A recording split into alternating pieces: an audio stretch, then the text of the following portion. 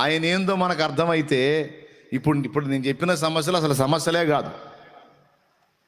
అప్పులు, ఇరుకులు, ఇబ్బందులు, బాధలు, శోధనలు, వేదనలు, అసలు ఈ ఒక ఎదుగుదలలో ఉన్న క్రైస్తవుడు లక్ష్య పెట్టేవి కాదు. పక్కాగా అవి లక్ష్య పెడుతున్నాము అంటే ఇంకా మనం పరిపక్వతలోకి రాలేదు, ఈ పిల్లకాయలాగా ఉన్నామని అర్థమైందా? ఈ సమస్యలకు మనం ఇబ్బంది పడిపోతున్నాం అంటే పరిపక్వత మనలో ఇంకా రాలా, పిల్లకాయలాగా ఉన్నాం.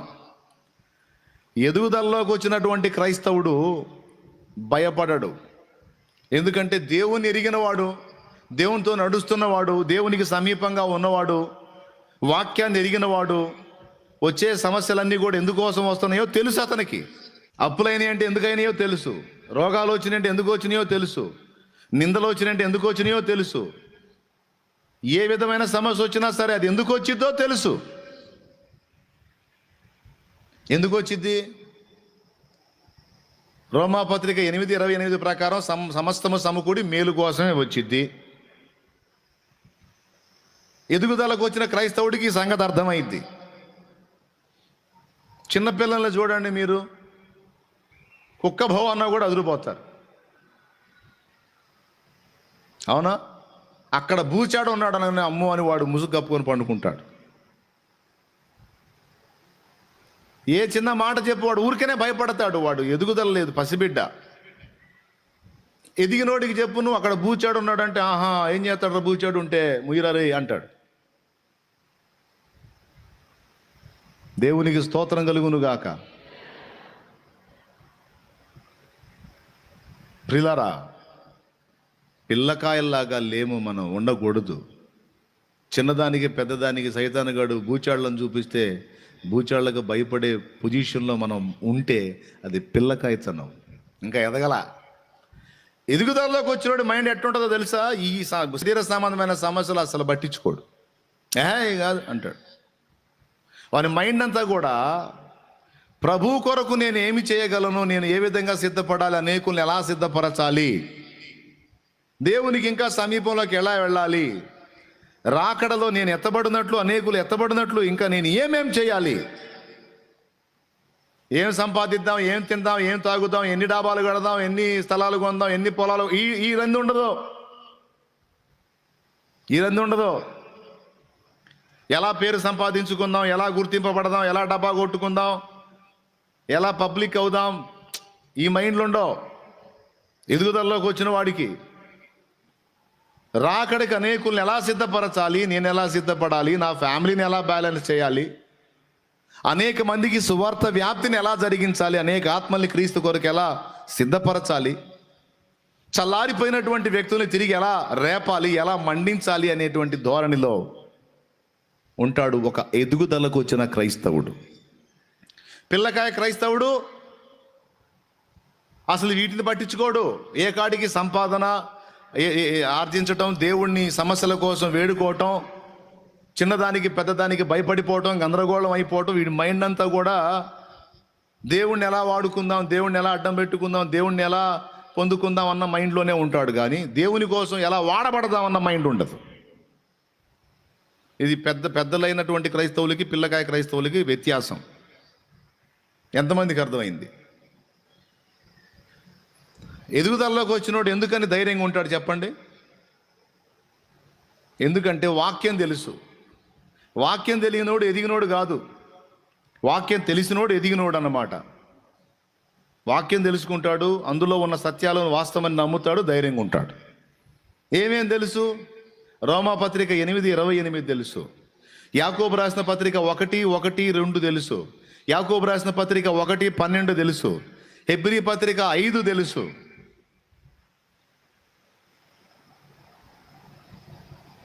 ఈ వచనాలన్నీ కలిపి ఏం చెబుతున్నాయి? పేతురు రాసిన మొదటి పత్రిక 1వ అధ్యాయము 6-7 వచనాలు తెలుసు. ఇవన్నీ కలిపి ఏం చెబుతున్నాయి?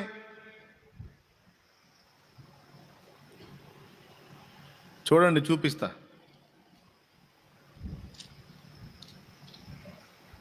రోమాపత్రిక 8వ అధ్యాయం 28వ వచనం. చదువు. దేవుని ప్రేమించు వారికి అనగా ఆయన సంకల్పము చొప్పున పిలువబడిన వారికి మేలు కలుగుటకై సమస్తమును సమకూడి జరుగుచున్నవని ఎరుగుదుము. ఇది తెలుసుకుని ఉన్నాడు. ఏది జరిగినా అది శ్రమలా నా మేలుకై దేవుడు నిర్ణయించిందే అది అని ఎరుగుంటాడు.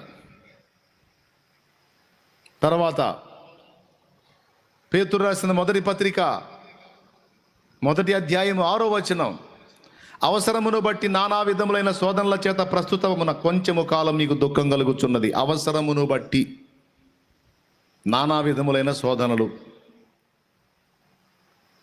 అవసరమును బట్టి శోధనలు. ప్రస్తుత కాలం కొంచెం కాలం మీకు శ్రమ కలుగుతుంది, దుఃఖం కలుగుతుంది. తర్వాత మీ విశ్వాసం అగ్ని పరీక్షకు నిలిచింది కాబట్టి ప్రభు ప్రత్యక్షమైనప్పుడు మెప్పు, మహిమ, ఘనత మీరు పొందడానికి అదే కారణం అన్నాడు. ఇప్పుడు చెప్పండి, శ్రమ ఎందుకు కలుగుతుంది, సమస్య ఎందుకు కలుగుతుంది అంటే మొత్తం కలిపి మేలు కోసం కలుగుతుంది. రోమాపత్రిక 8:28. పేతురుపత్రిక ఏం చెబుతుంది? అవసరమును బట్టి నానావిధ శోధనలు కలుగుతున్నాయి. ఇవన్నీ ఎందుకు అంటే విశ్వాస పరీక్షలో నిలిచి ప్రభు ప్రత్యక్షమైనప్పుడు మెప్పు పొందడానికి, ఘనత పొందడానికి. నా బిడ్డ, నువ్వు నన్ను వెంబడిస్తున్న దినాల్లో అగ్ని లాంటి సమస్యలు నీకు రానిచ్చిన విశ్వాసాన్ని వదిలిపెట్టవే. నా యందలి విశ్వాసాన్ని, నిరీక్షణను వదిలిపెట్టలేదే. రా, మెచ్చుకుంటున్నాను నేను, రా అని మెప్పు, ఘనత, మహిమను మనం పొందడానికి ఆ శ్రమలు, ఆ అగ్ని పరీక్షలే కారణమవుతాయి. రెండు ఫస్ట్ది అవసరం, ఫస్ట్ది మేలు కోసం. రెండవది అవసరం, మెప్పుకి, మహిమకి, ఘనతకి. మూడవది యాకోబు రాసిన పత్రిక 1:1 చూడు. నా సహోదరులారా, 2వ వచనం చదువు. నా సహోదరులారా, మీ విశ్వాసమునకు కలుగు పరీక్ష ఓర్పును పుట్టించునని ఎరిగి మీరు నానా విధములైన శోధనలో పడినప్పుడు కూర్చొని ఏడవండి. అది మహానందమని ఎంచుకొనుడి. మీరు నానా విధములైన శోధనలో పడినప్పుడు కూర్చొని ఏడవండి అన్నాడా? అది మహానందమని ఎంచుకోండి అన్నాడా? అది మహానందమని ఎంచుకొనుడి. ఎందుకంట? మీ విశ్వాసానికి కలిగే అగ్ని పరీక్ష మీలో ఓర్పు పర్సంటేజ్ని పెంచిద్దట. మనలో ఓర్పు అనేది కోల్పోయినందుననే హవ తేడా పడింది. మానవ జాతి ఆరంభం నుంచి కూడా ఏది కోల్పోతా వచ్చిందంటే ఓర్పు. ఇప్పుడు దేవుడు మనకు నేర్పబూనుకున్నది ఏంటో తెలుసా? ఓర్పే. ఆదిలో మానవుడు ఏ ఓర్పు కోల్పోయాడో ఆ ఓర్పునే ఇప్పుడు దేవుడు నేర్పడానికి పూనుకున్నాడు అన్నమాట. అవ్వ పండుగెళ్ళి చూసింది, సాతాను వచ్చి శోధించాడు. కొంచెం ఓర్చుకున్నట్టయితే, జస్ట్ సాయంత్రం దాకా ఓర్చుకున్నట్టయితే పెద్ద ఆయన వచ్చేవాడు సాయంత్రానికి, ఆ చల్లబోట ఆయన వచ్చేవాడు. తండ్రి, ఆ సర్పం ఏంటి తండ్రి ఇలా అంది, నువ్వేంది ఆ పండు తింటే మేమేదో దేవతల్లాగా అవుతామని మరి ఇష్టం లేక మేము ఇట్లాగా తిరగటం నీకు ఇష్టం అయిపోయి, అజ్ఞానుల్లాగా ఉంటాం నీకు ఇష్టం అయిపోయి మమ్మల్ని తినొద్దన్నామంటే ఆ సర్పం చెప్పింది. ఇందులో వాస్తవం ఎంత తండ్రి అని ఒక మొక్క అడిగినట్టయితే ఆయన చెప్పేవాడు. ఓర్పు పట్టిందా? తపన ఆగిందా? ఇప్పుడు ఈ తపన వల్లే కదా వచ్చిన గొడవ అంతా, దరిద్రం అంతా అదే కదా. చాలామంది బుక్ అయింది అక్కడేగా. పెద్దోళ్ళు చూసి చేసిందా కాగరు. తపన ఈ కొద్ది లైన్లో రాగానే ఈ ఎవరన్నా ఒక తల్లి గుర్తించిందనుకో, ఈ మెలికలు తిరుగుతాడు. ఈ తల్లిని ఎవడన్నా ఒకడు గుర్తించాడు అనుకో, ఏం అల్లాడిపోతుండదు, ఇక ఏమైనా ఆపలేం. పెద్దోళ్ళు చూసి ఓ పద్ధతిగా, ఒక క్రమంగా, ఒక విధానంలో పెళ్లి చేసిందా ఆగరు, ఓర్చుకోలేరు, ఎమోషన్స్ కంట్రోల్ చేసుకోలేరు. ఫలితంగానే ఈ దరిద్రం అంతా. ఆవేశంగా హడావుడిగా చేసుకుంటారు. తర్వాత రోజు దండుకొని సత్తుంటారు అల్లాడి. వాళ్ళకి మనశ్శాంతి ఉండదు, ఆ తల్లిదండ్రికి మనశ్శాంతి ఉండదు. నీకేం చేస్తారు? ఈ అమ్మాయి చెప్తే విన్నావు, వద్దంటే విన్నావు. అమ్మాయి నువ్వు అసలు ఆగావా? అమ్మాయి నువ్వు ఆగావా? రోడ్డును పడితివి, బజార్ను పడితివి, గందరగోళం చేతివి, మా పరువు తీస్తివి. ఎందుకు పదే పొడుస్తారు? ఒకసారి చంపేయండి నన్ను. ఏదో ఒకసారి తేడా పడ్డందుకు ప్రతిసారి ఎత్తుతారని నువ్వు ప్రతిసారి సమస్యతో వస్తున్నావు. మరి ఏం చేస్తావు? ఈ దరిద్రం ఉంటుందనే వాడు వద్దమ్మా ఇది చెప్తేనే ఈ రోడ్డు ఎక్కితివి, నువ్వు పోలీస్ స్టేషన్కి పోతివి. నువ్వు తపన ఆగనే కదా ఇప్పుడు ఈ బాధలన్నీ. ఓర్పు పర్సంటేజ్ చాలా తక్కువ స్థాయిలో ఉండటం వల్లే కదా ఈ బాధలన్నీ.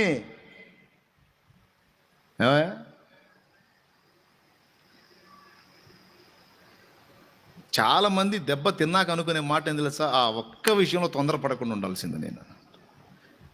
అందరు ఏడుపది ఆ ఒక్క విషయంలో తొందరపడకుండా ఉండాల్సింది, అప్పుడు ఆ అడుగు వేయకుండా ఉండాల్సింది, అలా జరగకుండా ఉండాల్సింది, ఇలా జరగకుండా ఉండాల్సింది. ఎందుకు అలా అడుగు పడిపోయింది అంటే ఓర్పు లేదు.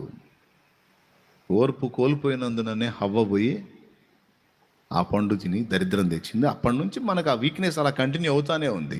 ఇప్పుడు దేవుడేం పూనుకున్నాడు అంటే మనలో ఆ ఓర్పు పర్సంటేజ్ డెవలప్ చేయాలని పూనుకున్నాడు. దేవునికి స్తోత్రం కలుగును గాక. ఆ ఓర్పు మనలో ఎలా పెరిగిద్ది అంటే ఆయనే చెప్తున్నాడు ఆ ఫార్ములా. మనకేం తెలుసు, ఆయనే ఆ ఫార్ములా కనిపెట్టాడు. మీ విశ్వాసమునకు కలుగు పరీక్ష మీలో ఓర్పును పుట్టించునని ఎరిగి మీరు నానా విధములైన శోధనలో పడున్నప్పుడు అది మహానందం అని ఎంచుకోండి. ఎందుకంటే మీకు వచ్చేటువంటి శ్రమలు, శోధనలు, బాధలు మీలో ఓర్పు పర్సంటేజ్ను పెంచుతాయి.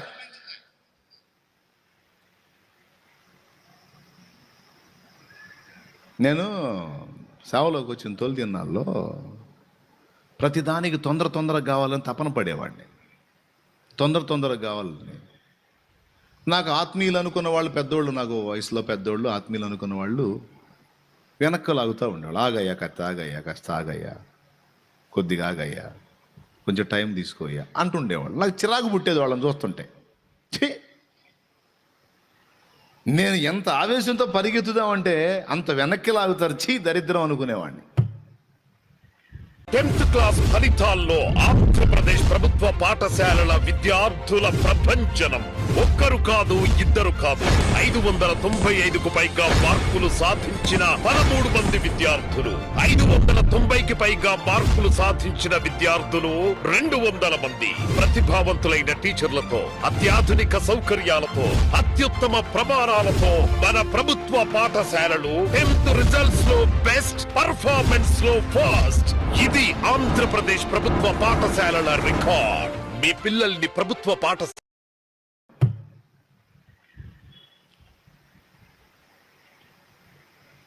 మరి అంతే కదండి. మనం ఏదో తీవ్రమైన ఉత్తేజంతో ఉంటాం, దూకుదాం అనుకుంటాం, వెనకుండి కాస్త ఆగాయా అంటారు. చిరాకు పుట్టిద్దా పుట్టదా? వాళ్ళు కాస్త ఆగు అన్నదానికి కారణం ఏంటంటే వాళ్ళు కాస్త వయసులో పెద్దోళ్ళు, అనుభవంలో పెద్దోళ్ళు, ఓర్పు నేర్చుకున్నవాళ్ళు. అంటే కొన్నిటికి తొందరపడాలి, కొన్నిటికి తొందరపడకూడదు అని గ్రహింపు కలిగిన వాళ్ళు. ఇప్పుడు మన పిల్లలే చూడండి, ఆగుతారేమో. కాస్త ఆగురా అంటే ఏం ఆగేది, నేను ఆగను అంటుంటారు. వాడు తపన అది. నువ్వేమో అనుభవంతో చెబుతావు, అరే ఆవేశంగా పోతే మొహం బయలుద్దురా, పళ్ళు రాలుతారా, వద్దురా కొద్దిగా ఆగురా అంటే వీళ్ళు ఆగడు, ఆమె ఆగదు. అట్నే నేను కూడా ఆవేశాలతో హడావుడిగా పోయేవాడిని. అట్లా 5-6 సార్లు మొహం పగలు కొట్టుకున్నా.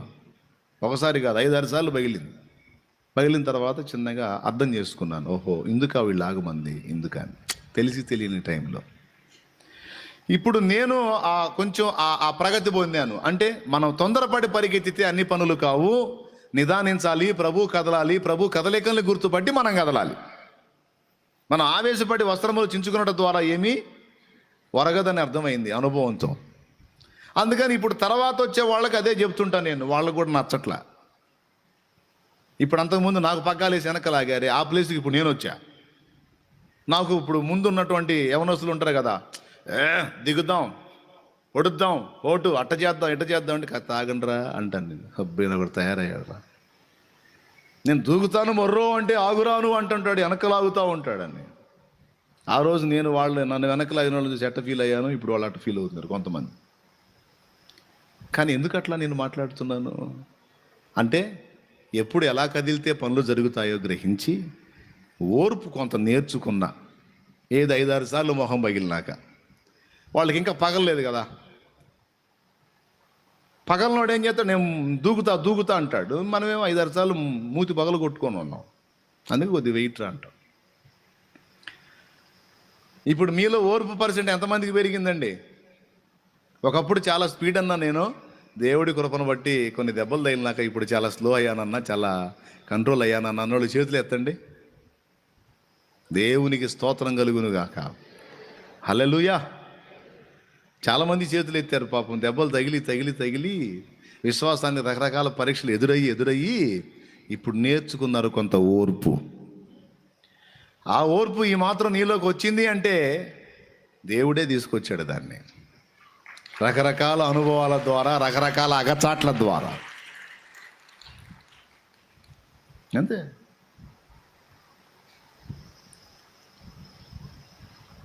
చెప్పండి, మొట్టమొదటిది దేనికి? మేలు కలగటానికి సమస్తం సమకూడి. ఎదిగిన క్రైస్తవుడు గుర్తించే వచనాలు ఇది. పిల్లగా క్రైస్తవుడు కాదు, ఎదిగినోడికి ఈ వచనాలు తెలుసు. ఇప్పుడు ఇవన్నీ కలిపి ఏం సాక్ష్యం ఇస్తున్నాయి? అసలు నాకు వచ్చే శ్రమలు, నాకు వచ్చే సమస్యలు, నాకు వచ్చే ఇరుకులు, ఇబ్బందులు, బాధలు, నిందలు, అప్పులు, అవమానాలు, రోగాలు, ఇతరత్ర ఏవైనా నాయి కావచ్చు, నా కుటుంబ సభ్యులు కావచ్చు, నన్ను బాధ పెట్టేది ఏదైనా నాకు వస్తుంది అంటే దాని వెనక కారణం ఏంటి అనేది వాక్యం ఎరిగిన క్రైస్తవుడికి తెలుసు. కాబట్టి వాడు కల చెందడు, కృంగిపోడు, అసలు దాని గురించి విచారమే పెట్టుకోడు. అది పెట్టుకున్నాడు పిల్లగాయ క్రైస్తవుడు అని చెబుతున్నాను నేను. పద్దాకలు ఈ మాటలకు అలవాటు పడిపోయారు. ఏ మాటలకు అలవాటు పడిపోయారు?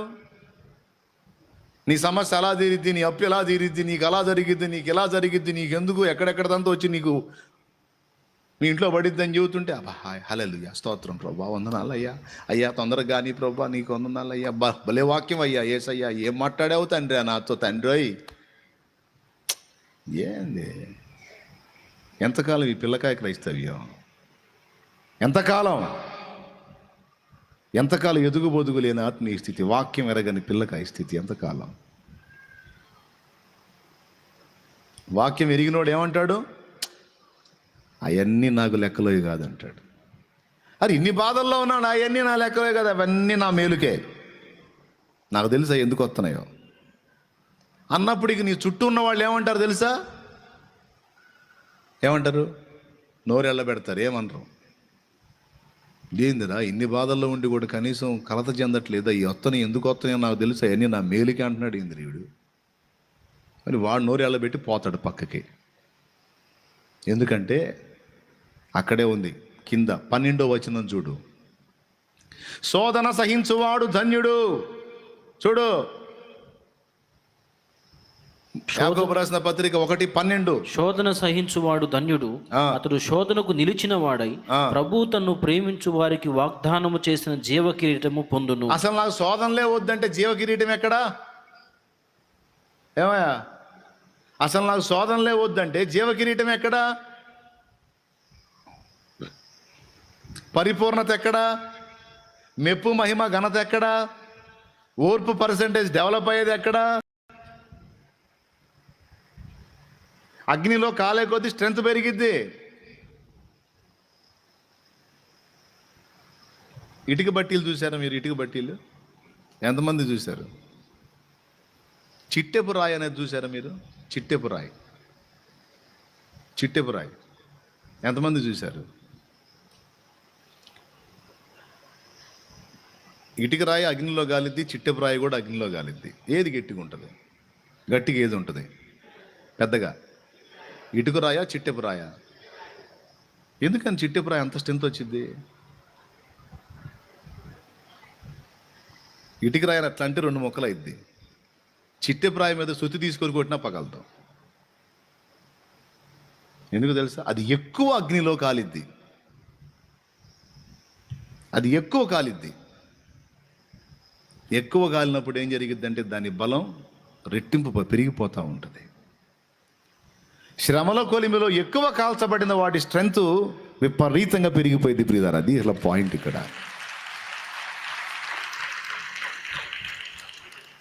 ఏ స్థాయిలో కాల్చబడ్డావో బలం ఆ స్థాయిలో పెరిగిద్ది నీకు. ఇది ఇది ఇది ఎరుగుంటాడు సత్క్రైస్తవుడు. అరే పని కట్టుకొని నాకు ఇన్ని వస్తున్నాయంటే నాలో విపరీతమైన బలం పెంచడానికి దేవుడు పూనుకున్నాడు అని అర్థం.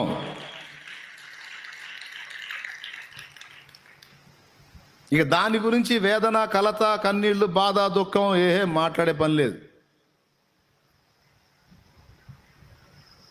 దాని గురించి కంగారు పడుతున్నారంటే ఇంకా చిన్న పిల్లలు, ఇంకా ఎదగల. ఆఖరి వచనం చూపిస్తా. ఎందుకు వస్తున్నాయి నాకు అంటే, నీకు నాకు నాయకుడుగా ఉన్నవాడికి ఎందుకు వచ్చినాయో నీకు నాకు అందుకే వస్తాయి. చదువు హెబ్రీ పత్రిక 5వ అధ్యాయము చూడు ఒకసారి. 8, 9, 10 వచనాలు. మొత్తం చదువు. ఆయన కుమారుడయుండి తాను పొందిన శ్రమల వలన అద్దుగో ఏమయ్యా, శ్రమలు కాకపోతే సుఖాలతో విధేయత నేర్పొచ్చుగా. తన అద్వితీయ కుమారుడే భూమి మీద మనిషిగా వచ్చినప్పుడు ఆ కుమారుడే విధేయత నేర్చుకోవడానికి శ్రమలు అవసరమైనయట. పక్క క్లియర్గా రాసుంది, నీకు అర్థం కాకపోవటానికి కూడా ఏమి లేదు. ఇప్పుడు చెప్పండి, ఎందుకయ్యా శ్రమలు అంటే ఏమేమి రాశావు? మొట్టమొదటిది మేలు కోసమే సమస్తం సమకూడు. రెండవది ఎందుకు శ్రమలు? మెప్పు మహిమ ఘనత పొందడానికి. మూడవది ఎందుకు శ్రమలు? ఓర్పు పర్సెంటేజ్ పెంచడానికి. నాలుగవది ఎందుకు శ్రమలు? జీవకిరీటం పొందడానికి. ఐదవది విధేయత నేర్చుకోవడానికి.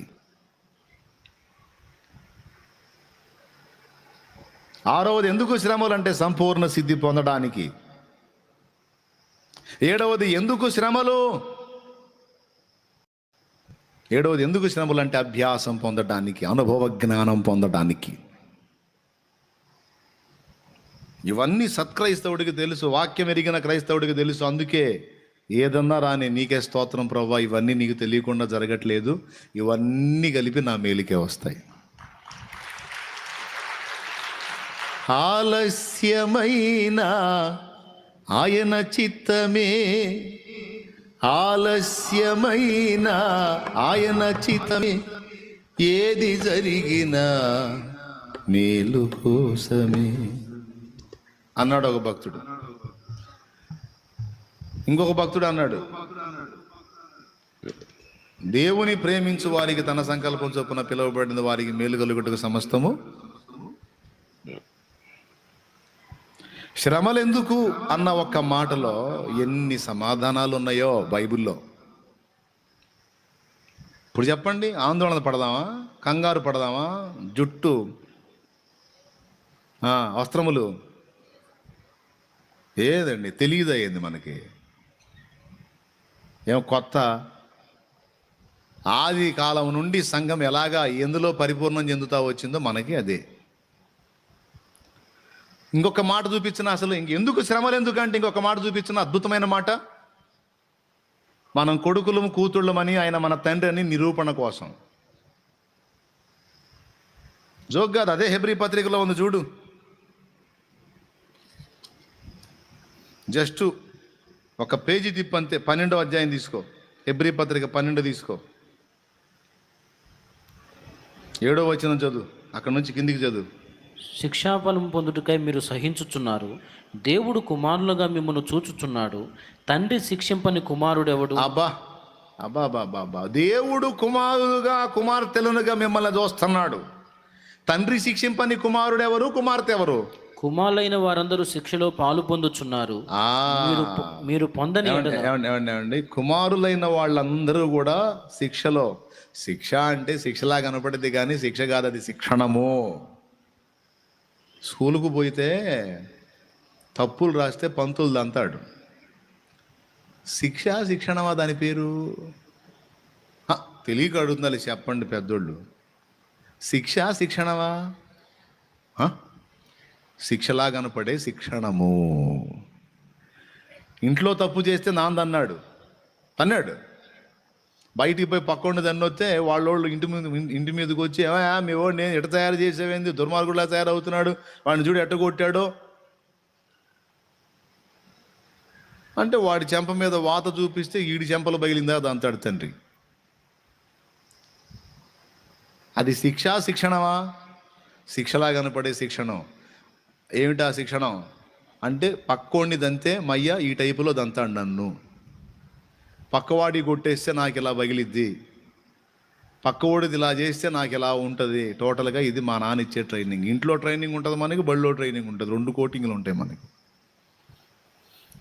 ఏమీ తెలియనప్పుడు ఎంత బాగా చూసుకుంటారో, కాస్త కాస్త తెలియటం మొదలుపెట్టిన తర్వాత మొహం పగిలిందా కొడతారు. ఏందో దేవునికి స్తోత్రం.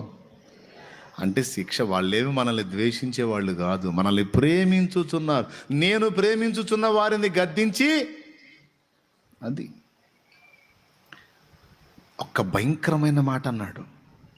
మీరు తండ్రి యొక్క శిక్షలో పాలు పొందని ఎడల మీరు దుర్బీజులే గాని కుమారులు కాదంటాడు. దుర్బీజుడు అంటే ఏంటో తెలుసా? భయంకరమైన మాట అది. అక్రమ సంతానం మీరు. శిక్షలో పాలు కుమారులైన వారందరూ శిక్షావిధిలో పాలు పొందుతున్నారు, మీరు పొందని ఎడల దుర్బీజులే గాని కుమారులు గారన్నాడు. దుర్బీజుడు అంటే తెలుసు? దుర్బీజుడు అంటే తెలుసా? అంటే నీ తండ్రికి ఒక తండ్రి ఉన్నాడు, ఆయన ఒక తల్లి భార్యాభర్త ఉన్నారండి. ఈ స్త్రీకి వేరే పురుషుడితో అక్రమ సంబంధం ఉంది. భార్య ఏమో ఒకనికి, సంతానాన్ని కన్నదేమో ఇంకొకటికి. వాణ్ణి దుర్బీజుడు అంటారు. ఆమెను కట్టుకున్న భర్త గాక వేరే పురుషునికి పుట్టిన వాడిని దుర్బీజుడు అంటారు. ఇంగ్లీష్లో ఇంకొక మాట అంటారు, అది నేను అనకూడదు. దేవునికి స్తోత్రం. ప్రియులారా, శిక్షలో పాలు పొందకపోతే దుర్బీజులు మీరు అన్నాడు. అసలు కొడుకులు కాదు నాకు అన్నాడు, కూతుళ్ళు కాదు నాకు అన్నాడు. ఇప్పుడు మనం ఆయనకు కుమార్తెలగునట్లు ఆ శిక్షా విధిలో మనం పాలు పొందుతున్నాం.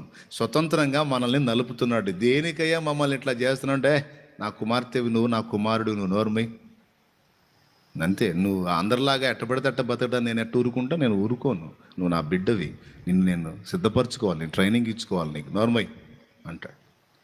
ఏం ట్రైనింగ్ ఏమో, ఇక్కడేమో బతకడానికి కూడా ఆధారాలు ఏం కనపట్టల్లా. నరకంలాగా ఉంది బతుకు, ఒక నరకంలో. నరకం లేదు నీ బంధువులకు, నోర్మై. నేను చంపుకుంటానంటారా నిన్ను? నేను చంపుకుంటానా? నిన్ను నాశనం చేస్తానా? ఏమమ్మా, నా కుమార్తెవి కదూ నువ్వు. ఏ తండ్రి అయినా కుమార్తెను చంపుతాడా? ఏ తండ్రి అయినా కుమారుని చంపుతాడా? నేను ఎట్లా చంపుకుంటాను నిన్ను? దేవుడు కీడు విషయమై శోధింపబడనేరడు. సాధారణముగా మనుషులకు కలుగు శ్రమ తప్ప మీకు ఇంకొకటి ఏమీ కలగొట్టలేదు. శోధనతో పాటు దాన్ని తప్పించుకునే మార్గము కూడా ప్రభువు నీవు సహింపగలిగినంత కంటే ఎక్కువ ఆయన మిమ్మును శోధింపబడనీయుడు. ఎక్కడ? 1 కొరింథీ పత్రిక 10వ అధ్యాయము 13వ వచనం అంట. చూడండి. సాధారణముగా మనుషులకు కలుగు శోధన తప్ప మరి ఏది మీకు సంభవింపలేదు. దేవుడు నమ్మదగిన వాడు, మీరు సహింపగలిగినంత కంటే ఎక్కువగా ఆయన మిమ్మల్ని శోధింపబడనీయడు. అసలు ఎందుకయ్యా ఈ శోధన? సహింపగలిగినంత కంటే అంటే నువ్వు మోయగలిగినంత శోధనే నీకు అనుమతిస్తాను అంటే, అసలు ఏ మమ్మల్ని శోధించకుండా, శోధనకు అప్పచెప్పకుండా, ఎగచట్లకు అప్పచెప్పలేకుండా ఉండలేవా నువ్వు? అసలు ఈ మాట లేకుండా ఉంటే బాగుండేది బైబిల్లో. ఏ మాట? మీరు సహింపగలిగినంత కంటే ఎక్కువ ఆయన మిమ్మల్ని శోధింపబడనీయడంటే శోధన తప్పదన్నమాట. అగసాట్లు తప్పు అన్నమాట. తప్పో. ఎందుకు అంటే ఇన్ని కారణాలు చెప్పాయి. ఇప్పుడు దగ్గర 7 కారణాలు చూపించాను నేను. ఆత్మీయతలో పరిపూర్ణుడైన వాడు, పెద్దవాడైన వాడు ఏం చేస్తాడు? పెద్దదైంది ఏం చేస్తుంది? కృంగిపోయి కుమిలిపోయి సీదయ్యరు. ఎప్పుడు చూసినా పట్టించుకోరు అసలు. ఎవరన్నా అడిగితే ఎలా తట్టుకుంటున్నావు ఈ బాధలని అడిగితే, ఇవన్నీ ఎందుకు వస్తున్నాయో నాకు తెలుసు, ఇవన్నీ ఎందుకు వస్తున్నాయో నాకు తెలుసు. నాకేం కలతలేదు వాటిని గురించి. ఎందుకంటే నన్ను పిలిచినవాడు నమ్మదగినవాడు. నమ్మదగినవాడు. ఇన్ని పరిస్థితులను నాకు అనుమతించినవాడు. ఎప్పుడు వాటిని తొలగించాలో, సమూలంగా అవి లేకుండా ఎప్పుడు చేయాలో ఆయనకు తెలుసు. అయినా ఇవన్నీ కలిపి నా మేలుకే కదా, ఇవన్నీ కలిపి నా మంచికే కదా. ఆయన ఇప్పుడు నేను ఎందుకు కలత చెందాలి? ఆయన నన్ను ప్రేమిస్తున్నాడు కదా, ప్రాణం కంటే ఎక్కువగా ప్రేమిస్తున్నాడు కదా. కరువైన, ఖడ్గమైన, హింసైన, ఉపద్రవమైన, వస్త్రహీనతైన, ఆకలి దప్పులైన క్రీస్తు ప్రేమ నుండి నన్ను ఎడబాపలేవు కదా.